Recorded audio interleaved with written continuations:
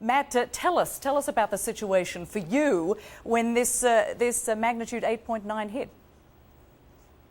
Well, it was absolutely unlike anything I've ever experienced before. I've been living here for 8 years now, and this was quite simply the biggest, longest-lasting earthquake I've ever experienced here.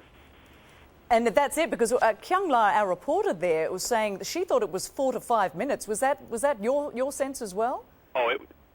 Yes, the ground was rolling for an extended period of time. I wasn't exactly sure what to do or where to go. I'd never been prepared for anything like this. My wife and I stood outside and basically held on to the outside of our house. You couldn't even stand up. I mean, literally at the peak of these waves that were washing over the ground, you literally could not stay on your feet. You had to kind of crouch down in a ball or put your back against something so you didn't fall.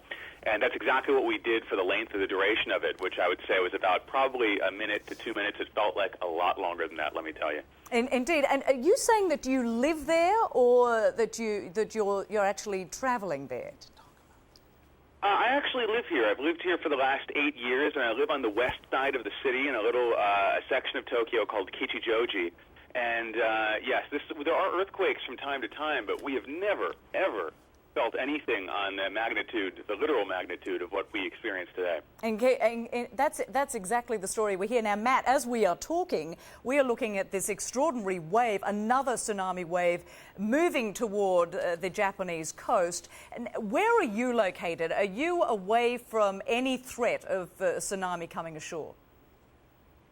Yes, we're very fortunate to be located quite far inland. Of course, there's some rivers and streams around here, but those aren't being affected by the tsunami. We're I would say a good 10 to 15 miles away from the coastline, so we don't have to really worry about that where we are. But with the footage that we're seeing, the video that we're seeing on the television screens is just, it's absolutely, it's heart-wrenching actually, because you know that probably a lot of those people did not have a chance to evacuate before the wave hit, even though they were telling people you need to get away from the shorelines, you need to get away from the water.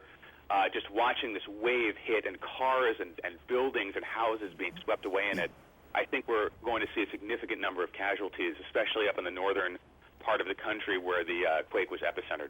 And as you mentioned, you've been there for a number of years. I do have to apologise because someone was actually talking in my ear when you mentioned the number of years that you've been there. How long did you say you'd been there?